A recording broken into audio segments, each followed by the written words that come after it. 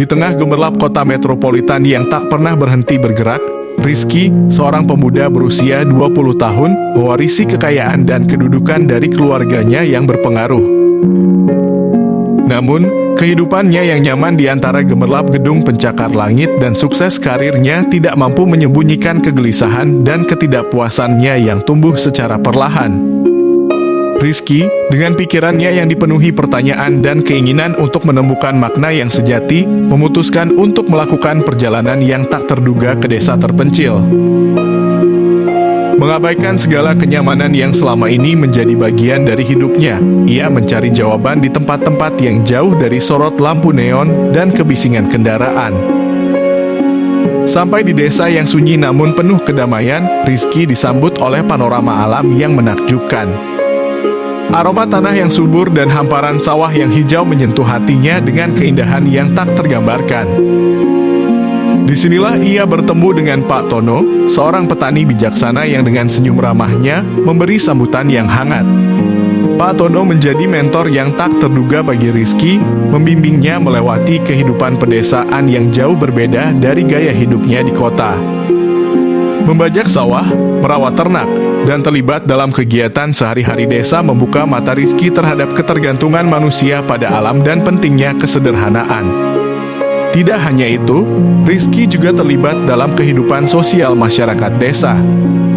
Ia menyatu dengan kebersamaan dan kehangatan yang terasa begitu akrab di tengah malam yang gelap. Cerita-cerita dari orang tua desa dan tawa-tawa ringan menjadi bagian penting dari perjalanan transformasinya. Pak Tono, sebagai sosok bijak, tak hanya mengajarkan keterampilan bertani, melainkan juga filsafat hidup.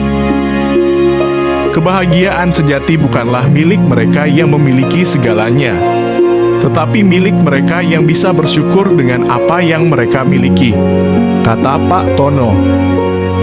Kata-kata yang meresap dalam hati Rizky dan mengubah perspektif hidupnya. Minggu berlalu menjadi bulan, Rizky menemukan kedamaian yang selama ini hilang dalam kehidupannya yang begitu sibuk di kota.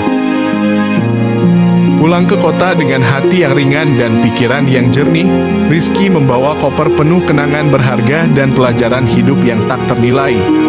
Kembali ke kota dengan semangat baru, ia membawa serta nilai-nilai gotong royong, kebahagiaan dalam kesederhanaan, dan kearifan lokal yang diwariskan oleh desa. Perubahan dalam diri Rizky tidak hanya dirasakannya sendiri, tetapi juga oleh orang-orang di sekitarnya. Teman-temannya di kota, yang awalnya skeptis terhadap keputusannya untuk berlibur ke desa, mulai melihat perubahan positif dalam kepribadian dan sikapnya. Rizky, yang dahulu terjebak dalam kemewahan dan kebingungan, kini menjadi inspirasi hidup bagi mereka yang merasa kehilangan arah. Kisah Rizky tidak hanya menjadi cerita pribadi, melainkan juga menyentuh hati banyak orang.